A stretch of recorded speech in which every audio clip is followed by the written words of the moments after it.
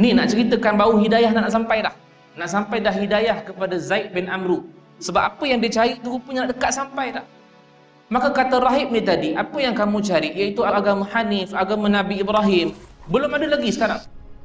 Cuma apa yang mereka tahu antara rahib-rahib ahli kitab ni, yang mereka tahu, dia akan diutuskan nanti di negara kamu, iaitu Mekah. Dia tahu, balik-balik ke negara kamu, Allah akan utuskan Nabi akhir zaman itu di situ. Jika kamu dapati dia, kamu sungguh-sungguh ikut. Dan bila dia dapat dengar begitu, dia punya keseronokan sebab kebenaran tu nak ada dah. Punya seronok, dia tak tunggu lagi, dia terus balik kepada di Syam, nak balik ke Mekah. Allah.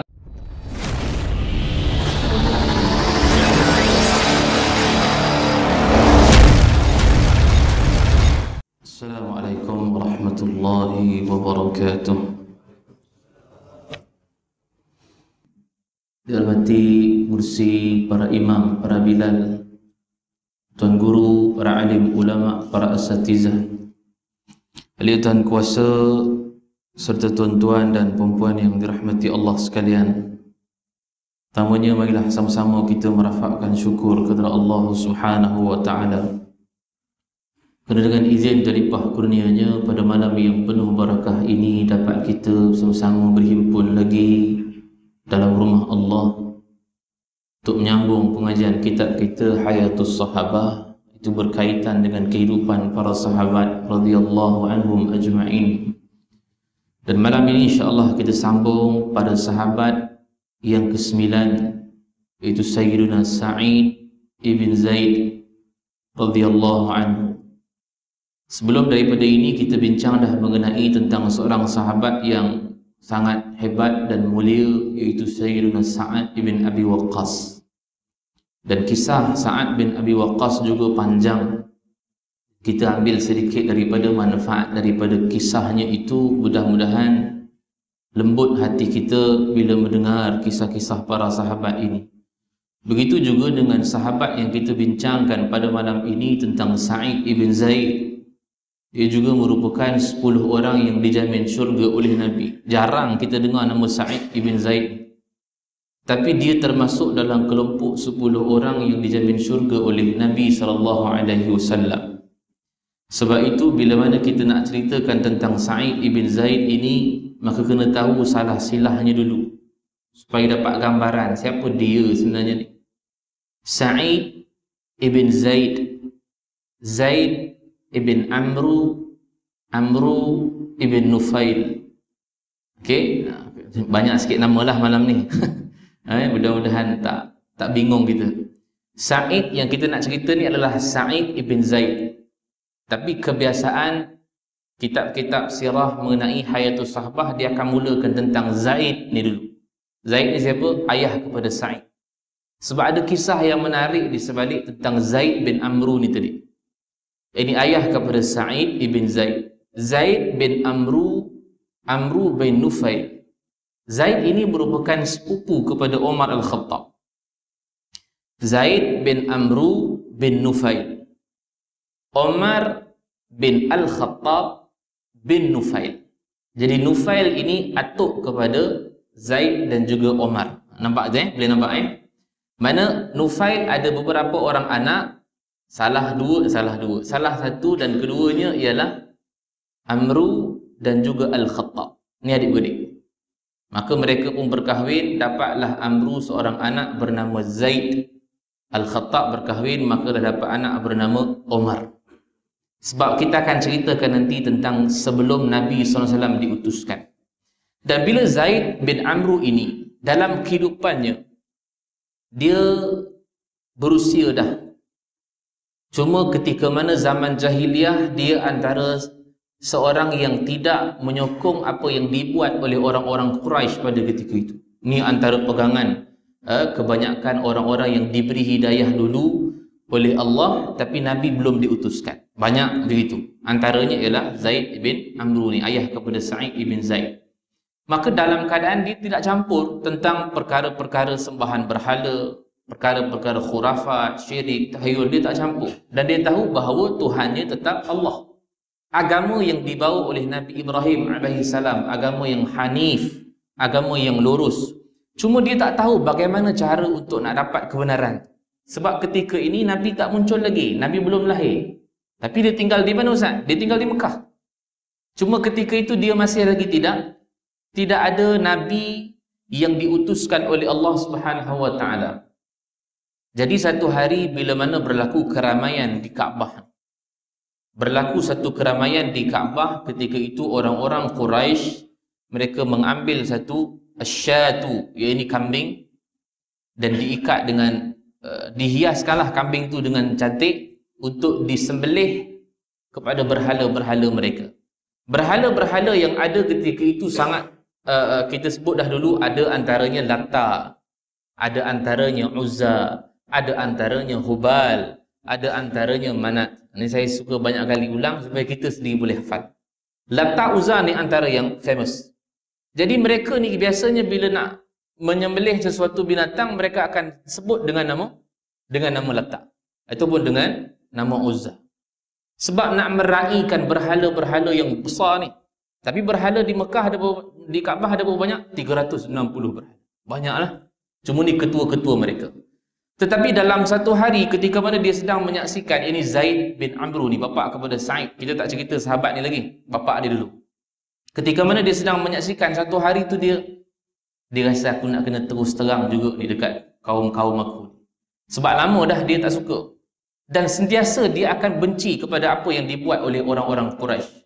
Sampai orang juga naik marah tapi orang tak buat apa-apa pada dia. Sampai satu hari diriwayatkan dia berdiri di tepi Kaabah. Kemudian pada ketika itu dia seru orang-orang Quraisy, "Ya ma'syarah Quraisy." Kata Zaid bin Amru, "Wahai orang-orang Quraisy, asyatu khalaqaha Allah." Kambing ni ialah makhluk Allah. Dan kata Zaid bin Amru, "Wa huwa alladhi anzala laha al-matara minas sama' farawiyat." Allah Subhanahu wa taala yang turunkan hujan daripada langit dan dia bagi kambing ni minum. Dan kata Zaid bin Amru, "Wa ambata laha al-ushba minal ardi fashabi'at."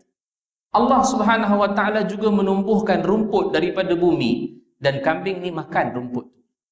Dan boleh jadi kenapa kamu sembelih dengan nama selain daripada Allah? Ni dia punya point tu. Sedang dia duduk dekat tepi Kaabah tu, dia kata, ya ma'syaral Quraisy. Wahai orang-orang Quraisy.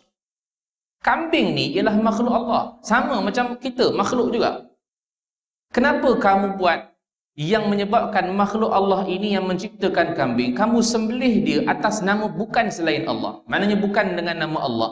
Kamu sembelih dengan nama Lata, kamu sembelih dengan nama Uzza. Sebab itu kata Zaid bin Amru, "Inni arakum qauman tajhalun." Sesungguhnya aku lihat kamu ini ialah satu kaum yang sangat sesat.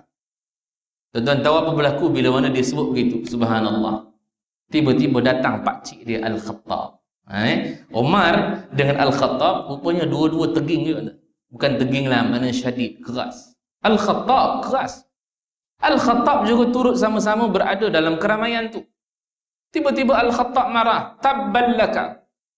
Celaka engkau, kata Al-Khattab. Ini pakcik kepada Zaid bin Amru ni. "Tabballaka," dia kata, "mazilna nasma'u minka hadzal badha." Kami selalu dengar perkataan-perkataan ini, al-kalamus safi. Al-kalamus safi ialah kalam yang bodoh daripada engkau. Kamu sentiasa mencaci apa yang kami buat. Kamu sentiasa mencaci berhala-berhala Tuhan-Tuhan kami. Kali ini kami takkan bagi can pada kamu. Rupanya Al-Khattab ni lama sabar dah. Sehingga diriwayatkan bahawa ketika mana dia marah Zaid bin Amru ini, sampai dikatakan hatta nafidha sabruna. Sehingga kami ni hilang sabar kepada kamu, wahai Zaid. Kami akan utuskan beberapa orang untuk kami hantar kamu pergi satu jabal, dipanggil Jabal Hira. Dia terpaksa sembunyi, bukan sembunyi, dia terpaksa halau di sana dan tak dibenarkan masuk kawasan Mekah, Kaabah. Kalau masuk juga, kalau masuk didapati dia masuk, dia ditangkap dan dikeluarkan. Ni ketika zaman dia. Tuan-tuan tengok beraninya bila mana ketika mana Nabi SAW masih lagi belum diutuskan oleh Allah. Tapi kebenaran dia dah nampak. Dia tahu kebenaran. Yang ini bukan Tuhan yang kau sembah ni. Ini satu benda yang jahil. Yang mana kata Zaid bin Amru, "Inni arakum qauman tajhalun." Kamu ni, aku dapati kamu ni adalah satu kaum yang sesat. Takkanlah kamu boleh sembelih dengan atas nama Lata, atas nama Uzza. Sedangkan Allah yang cipta kambing ni, Allah turunkan hujan, Allah bagi kambing ni minum. Allah tumbuhkan rumput-rumput, Allah bagi kambing ni makan. Sepatutnya kamu sembelih kambing atas nama Allah. Tiba-tiba Al-Khattab marah dan ketika itu dia kata, celakalah engkau wahai Zaid. Kami sentiasa dengar perkataan yang bodoh daripada kamu. Mencaci, mencela Tuhan-Tuhan kami. Sehingga kami dah hilang sabar kepada kamu. Kami hantarkan orang untuk halau kamu daripada Mekah. Dan akhirnya dia dihalau daripada Mekah dan tak boleh masuk ke Mekah.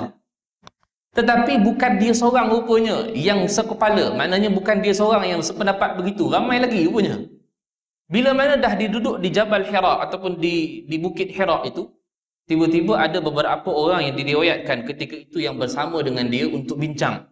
Dia tak dihalau, tapi dia berjumpa dengan Zaid bin Amru ini untuk bincang tentang apa jadi pada kaum dia. Dan mereka ni semua ni nak mencari kebenaran. Antaranya ialah Warqah bin Naufal. Warqah bin Naufal ialah sepupu Khadijah binti Khuwailid.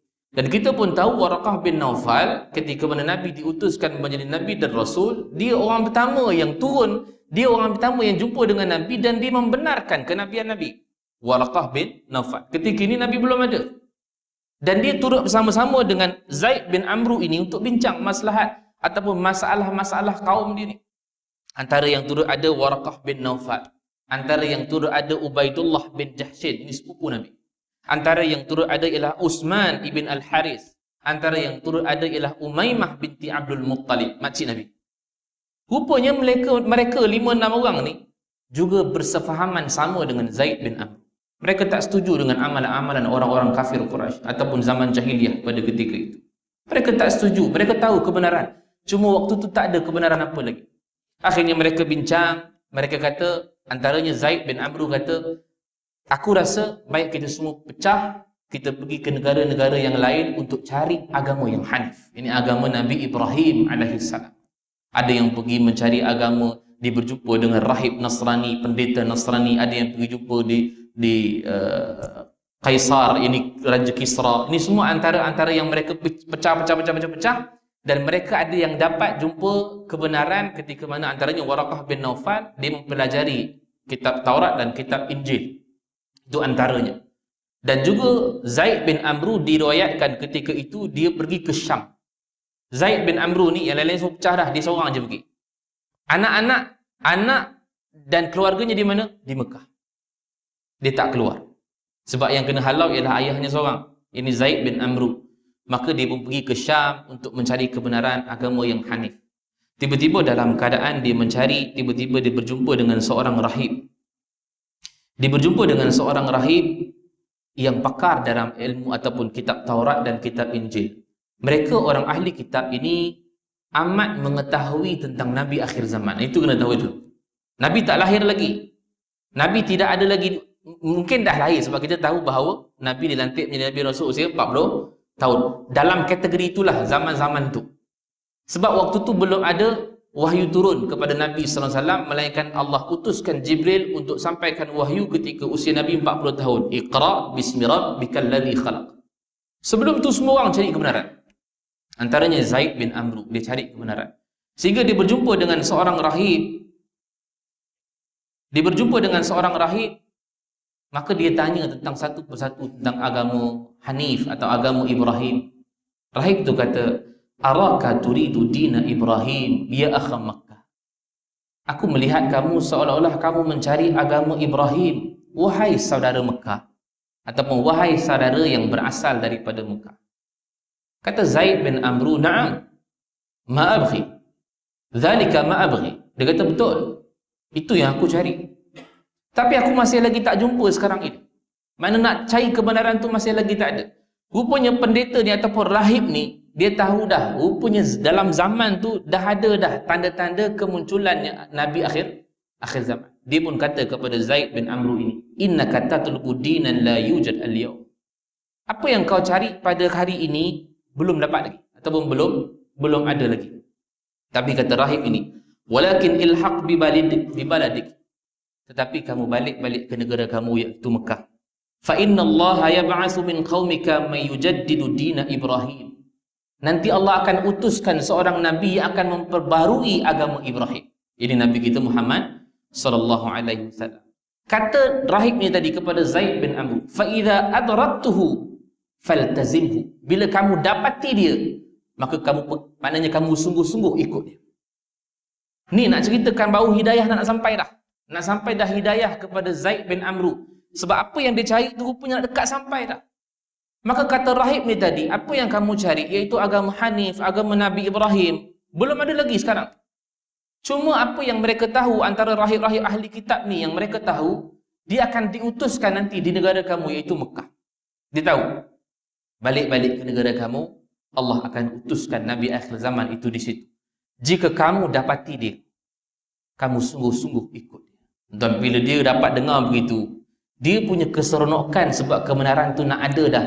Punya seronok, dia tak tunggu lagi, dia terus balik kepada di Syam, nak balik ke Mekah. Allah, tapi takdir Allah.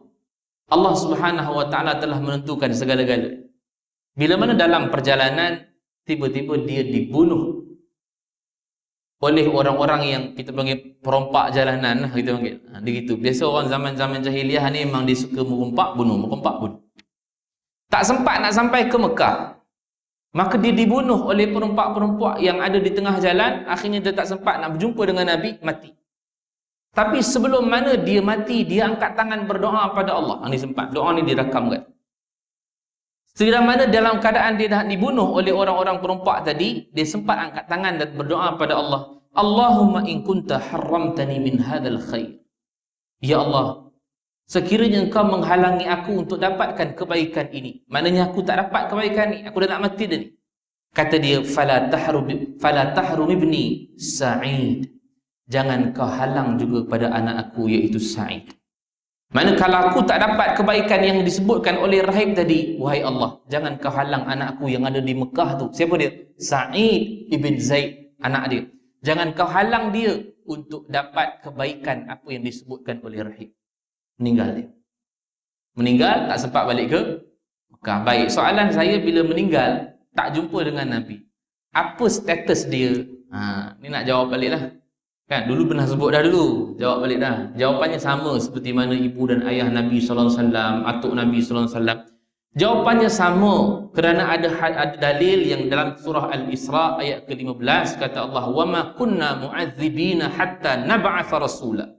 Jelas Allah sebut di sini, kami takkan mengazabkan sesuatu kaum itu sehingga kami mengutuskan sesuatu kaum itu dengan seorang rasul. Jadi zaman Zaid ibn Amr ini, mana rasulnya? Tak ada. Bila tak ada, dia fitrah. Bila fitrah, dia adalah ahli syurga. Itu je jawapan kita. Jadi nak balas balik kepada orang-orang yang mengatakan di mana kedudukan ibu dan ayah Rasulullah. Sama, dalil yang sama. Ibu dan ayah. Ayah Rasulullah meninggal dunia. Siapa jadi Nabi? Tak ada. Ibu Rasulullah meninggal dunia. Siapa jadi Nabi? Tak ada. Abdul Muttalib, atuk Nabi meninggal dunia. Siapa jadi Nabi? Tak ada. Abu Talib meninggal dunia. Siapa jadi Nabi? Nabi lah. Sebab tu dia tak terlepas. Sebab ketika dia mati, Nabi telah dilantik menjadi Nabi dan Rasul. Abu Lahab meninggal dunia. Siapa menjadi Nabi? Nabi juga. Sebab dia tak ikut Nabi. Sebab Nabi dah ada. Jadi sebelum Nabi diutuskan menjadi Nabi dan Rasul, mereka ini walaupun dalam keadaan jahil sekalipun, mereka tetap fitrah.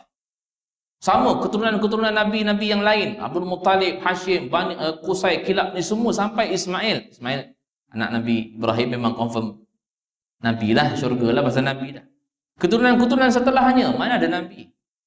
Melainkan yang ada Nabi sebelah Bani Ishaq. Ataupun Nabi Ishaq, Nabi Yaqub, Nabi Yusuf, Syuaib, Musa, ni semua Bani Israel punya Nabi. Jadi mereka ini antara kaum-kaum yang telah diutuskan Allah satu orang Rasul. Kalau mereka tak ikut, mereka diazab dalam neraka. Jadi siapa yang lagi mulia di antara Nabi? Bukanlah maknanya dua-dua mulia. Tetapi mereka menganggap, orang Yahudi menganggap Bani Israel adalah keturunan yang mulia. Tak, Bani Ismail lebih. Sebab mereka tidak diutuskan Nabi oleh Allah Subhanahu wa taala daripada keturunan. Maka doa yang didoakan oleh Zaid ibn Amr ini mustajab. Ketika mana Nabi SAW dilantik menjadi Nabi dan Rasul, Sa'id ibn Zaid, baru cerita pasal Sa'id, dia antara orang yang awal masuk ke dalam Islam. sebelum Nabi berpusat di rumah Al-Arqam bin Abi Al-Arqam lagi. Okey, maknanya sebelum Nabi berdakwah secara terang-terangan lagi, dia dah masuk dalam Islam. Siapa lagi yang masuk dalam Islam? Isteri dia. Siapa isteri dia? Fatimah binti Al-Khattab.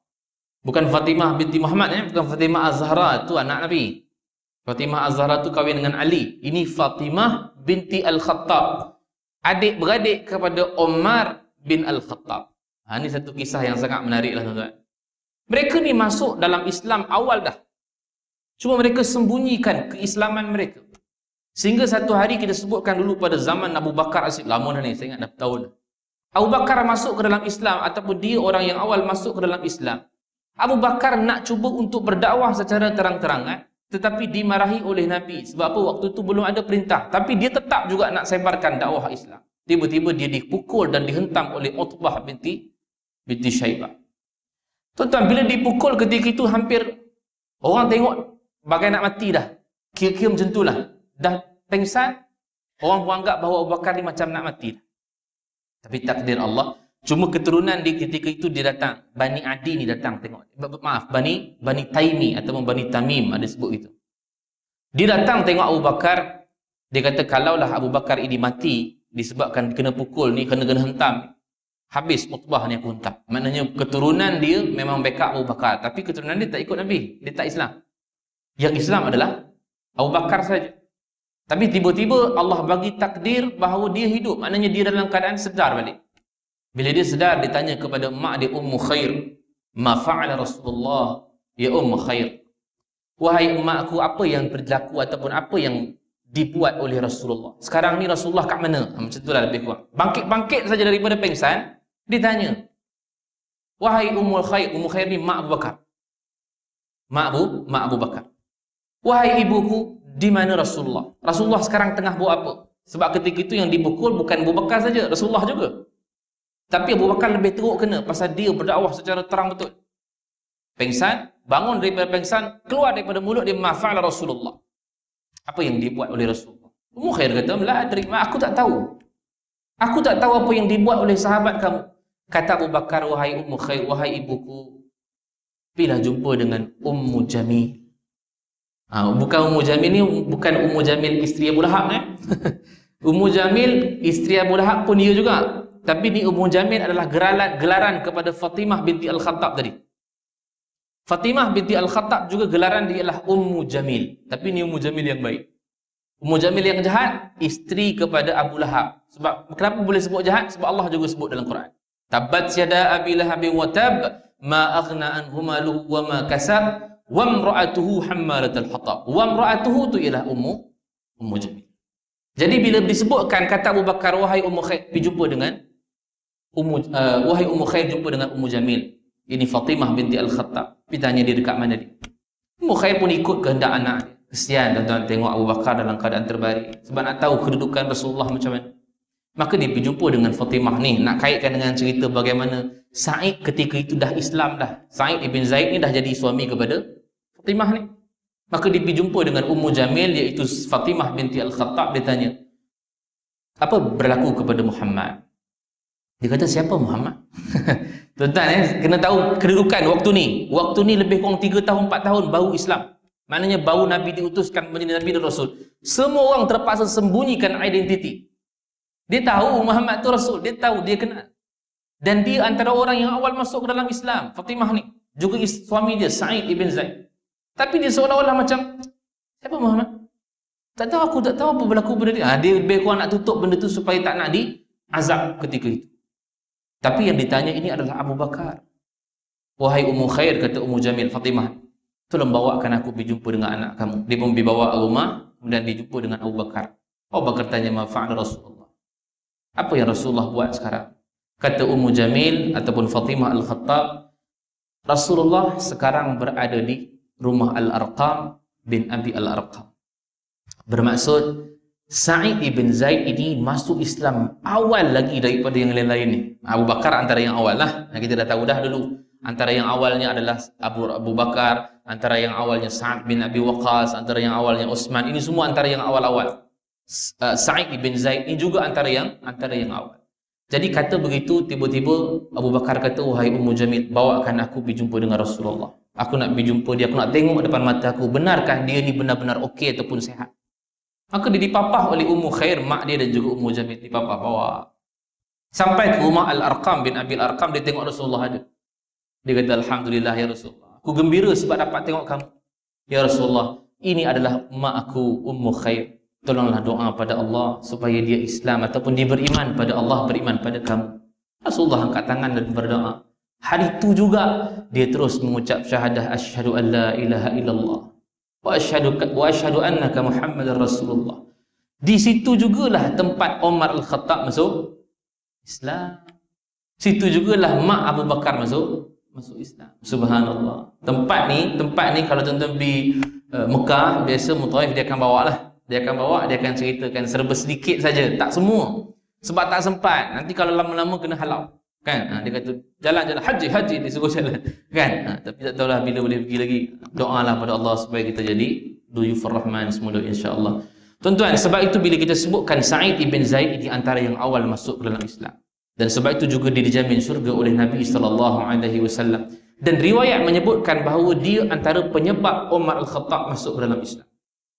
Satu hari bila Umar Al-Khattab nak pergi rumah kepada Nabi SAW dengan bawa pedang. Ni masyhur. Ini kisah yang sangat masyhur. Tiba-tiba orang jumpa dia. Dia kata, wahai Umar, ke mana kamu? Kata dia, aku nak berjumpa dengan Muhammad. Aku nak bunuh dia. Subhanallah. Umar, tuan-tuan. Umar ni belum Islam. Bila Umar Islam? Tahun ni lah. Tahun tu. Bila? Tahun ke-6 kenabian Nabi SAW. Mana 6 tahun setelah Nabi dilantik menjadi Nabi dan Rasul. Tuan-tuan, bila mana Sayyidina Umar Al-Khattab dia cakap kepada seorang sahabat dia, aku nak bertemu dengan Muhammad. Dia telah membuatkan porak-perandanya masyarakat kita. Orang yang anak dan mak ayah berpisah, suami isteri berpisah, hancur, bergaduh sesama mereka. Dan ketika itu dia kata, aku jumpa Muhammad, aku bunuh dia. Ketika itu orang kata, wahai Umar, kenapa kau susah-susah sibuk pasal orang lain? Betulkan dulu keluargamu. Umar terkejut, dia kata, keluarga aku yang mana? Adikmu dan adik iparmu. Dia telah ikut Muhammad lama dah. Terkejut Umar ketika itu. Dan bila dapat tahu begitu tu memang naik angin. Sampai dia patah balik jalan untuk pergi rumah Fatimah ni.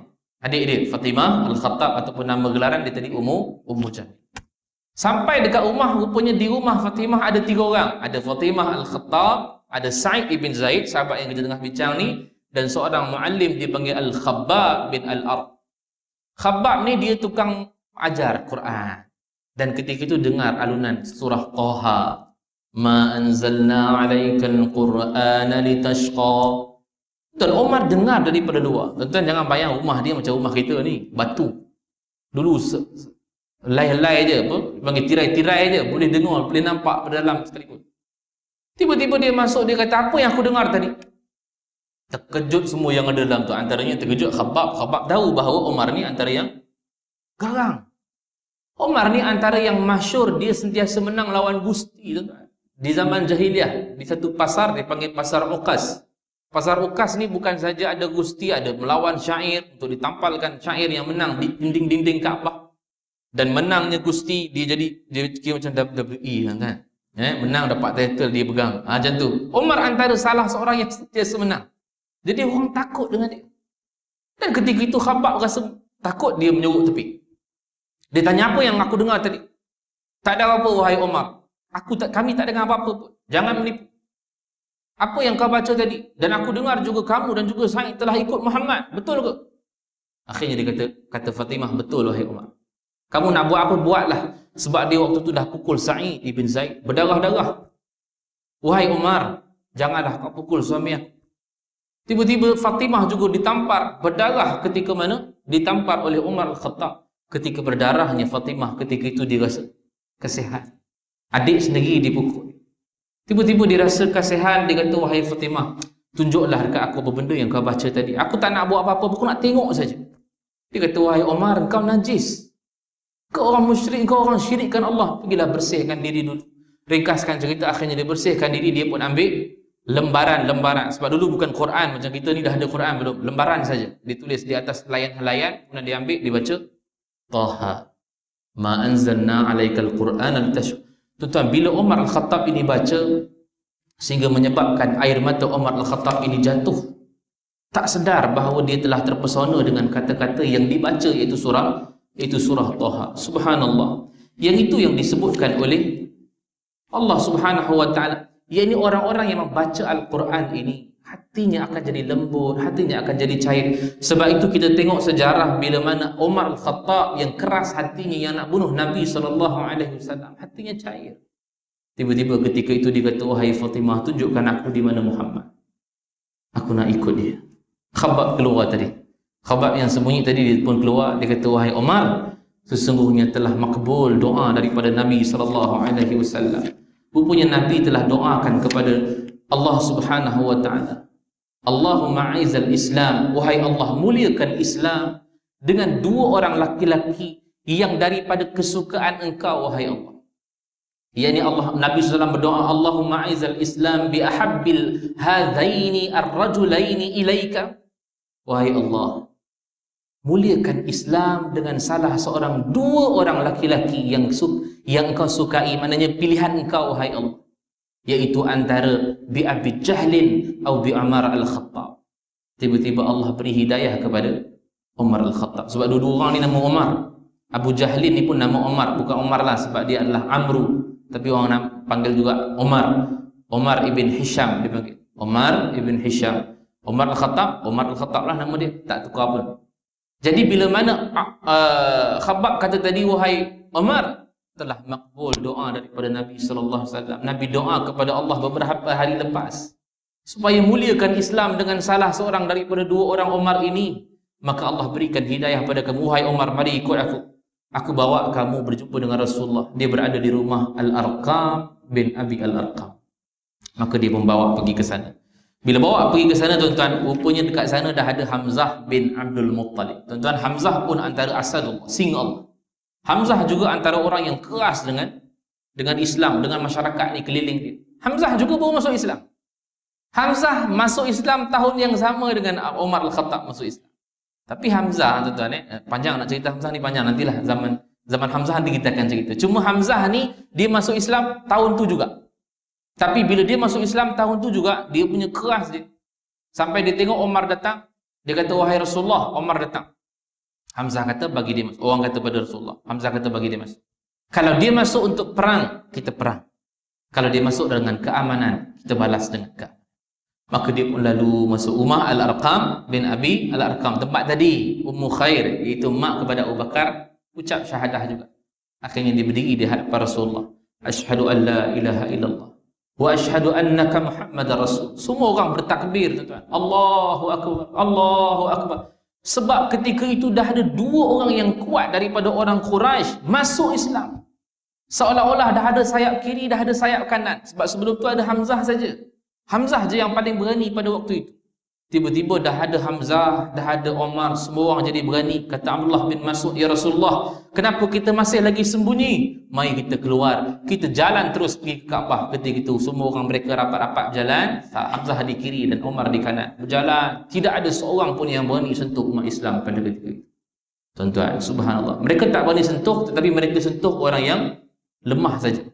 Dan mulalah pemboikotan berlaku.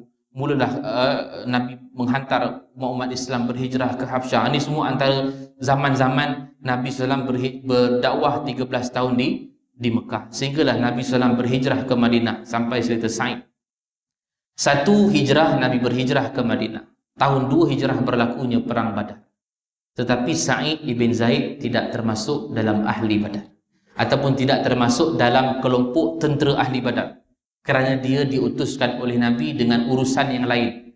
Tapi dia berkaitan tak dengan perang Badar? Berkaitan. Ini Allah punya hak. Kata Allah nak bagi ke apa. Tapi nak sebutkan bahawa apa?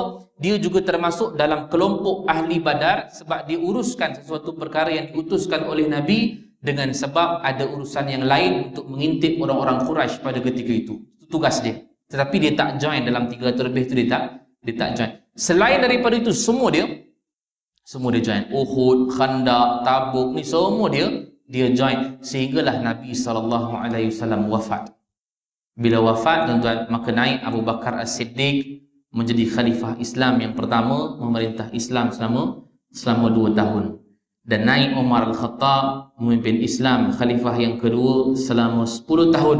Dan cerita di zaman Umar ini juga panjang. InsyaAllah kita tunggu pada kuliah akan datang, kita sambung. Kita nak tengok bagaimana pula kehidupan Sa'id ibn Zaid ini di zaman Umar Al-Khattab. Sebab ada satu peristiwa yang dahsyat, tuan. Sama cerita pada Sa'id bin Abi Waqqas. Sama. Sa'id bin Waqqas apa yang hebat dia? Dia angkat tangan, doanya makbul. Sa'id ibn Zaid juga ada satu kisah yang begitu. Dia dianiaya, dia angkat tangan doa pada Allah. Mustajab doa dia. Apa berlaku? InsyaAllah kita akan bincang pada kuliah akan datang. Minta maaf tuan-tuan ya, terpaksa potong cerita macam tu supaya nanti kita datang jumpa lagi insyaAllah. Wallahu a'lam, aqulu qawli hadza wa astaghfirullahal azim li wa lakum. Assalamualaikum warahmatullahi wabarakatuh. A'udzu billahi minasyaitonir rajim. Bismillahirrahmanirrahim. Alhamdulillahi rabbil alamin. Wassalatu wassalamu ala asyrafil anbiya'i wal mursalin wa ala alihi washabbihi ajma'in. Ya Allah ya Rahman ya Rahim, kami menadahkan mohon kepadamu ya Allah, ampunkanlah segala dosa kami, dosa kedua ibu bapa kami, dosa pasangan dan anak-anak kami, dosa kaum kerabat kami, dosa kaum muslimin dan muslimat sekalian ya Allah. Ya Allah, matikan kami dengan mati yang baik, jangan matikan kami dengan mati yang tidak baik. Kurniakan kematian buat kami dengan kalimah la ilaha illallah. Wa sallallahu ala sayyidina Muhammad wa ala alihi wa sahbihi wa sallam. Walhamdulillahi rabbil alamin. Taqabbalallah.